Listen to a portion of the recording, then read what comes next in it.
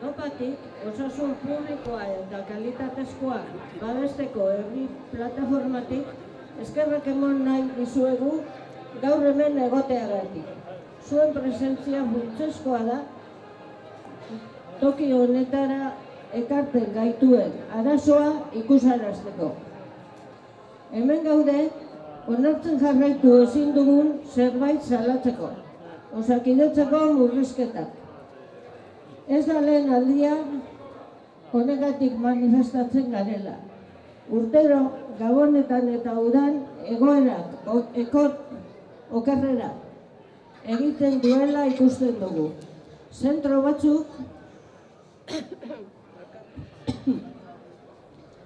batzuk izten dira eta beste batzuetan asistentzia orduak murrizten dira.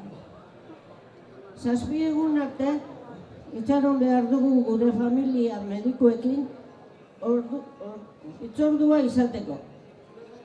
Baina hori orain da. Azkeneko gabonetan itxaronaldia 2 hilabetekoa izan zen. 2 hilabete lehen mailako arretako itzordu baterako. Normala deritzuzue eta 2 hilabete konsulta soil baterako. Eta gainera, langileek egonkortasunik ez dutenez, joaten zaren bakoitzean, beste mediku batek ematen dizu arreta.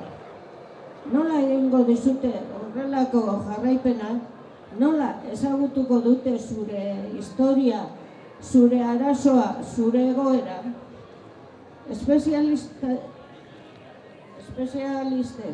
ari bagara, egoera ez da hobea. Urologian, Durangoko konsultan 2 eren kendu dituzte. Emaitza, itxaron zerrenda, 3 hilabetetik 10 igarotzea da. Traumatologian, ohikoa da urtebete baino gehiago itxaron behar izatea. Eta zergaitik gertatzen da hori guztia, azken urteetako murrizketa gandik. Osakidetzako kontratuen prekarietatea gaitik. Osakidetzak ez dituelako langileen oporrak eta bajak estaltzen. Osakidetzako zerbitzuak privatizatzeagatik. EAJak eta PSOEk esan ziguten Euskal Osasun Itun batekin arazoa konpontuko zituela. Hala ere, osasun publikoaren aldeko plataformen parte hartzeari betoa jarri zioten. Ez ziguten entzun nahi. Sindikatu eta beste alderdi politikoei ere ez zieten entzun nahi. EAJak eta PSOEk gure osasunarekin negozioa egiten duten enpresa pribatuekin bat egitea erabaki dute. Osakidetzaren etorkizunaz erabakitzeko. Eta emaitza porrota izan da. Horregaitik gaude hemen. Osakidetzari benetako neurri eraginkorrak eskatzeko. Lehen mailako arretako mediku gehiago eta itzorduetara 2 egun baino lehen.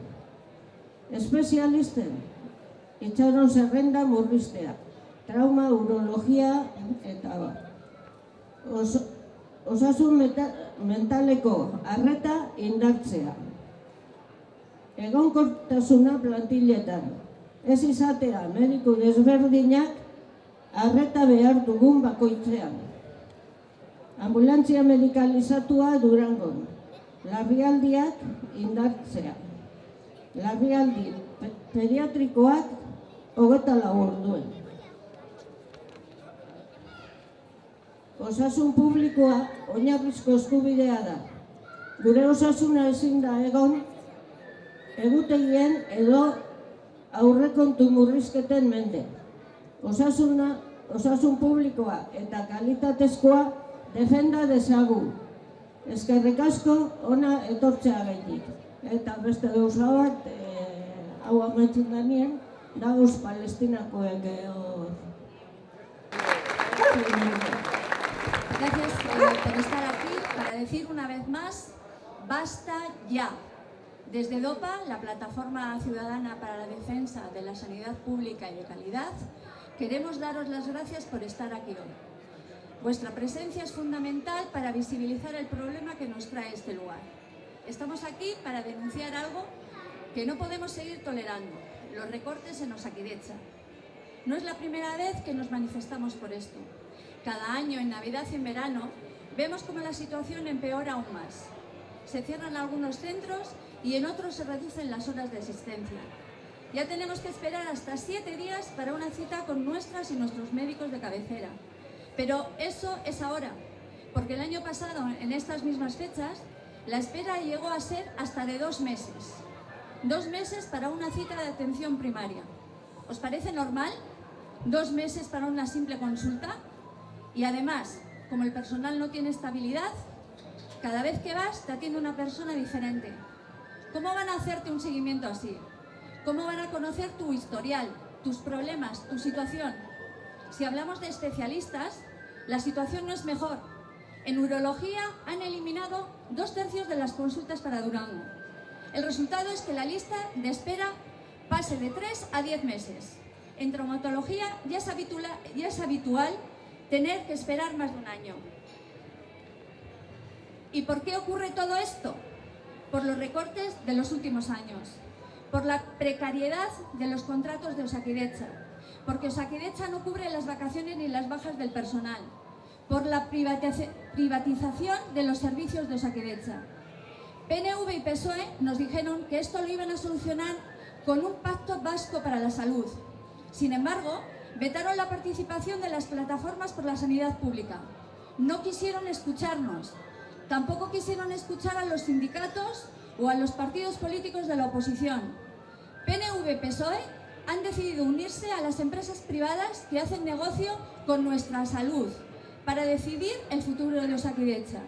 Y el resultado ha sido un fracaso. Por eso estamos aquí, para exigir a Osakidetza medidas reales y efectivas. Más médicos de atención primaria y volver a las citas en menos de 2 días. Reducir las listas de espera en especialistas, traumatología, urología, etc. Reforzar la atención en salud mental. Estabilidad en las plantillas, que no tengamos a una persona diferente cada vez que necesitemos atención. Ambulancias medicalizadas en Durango.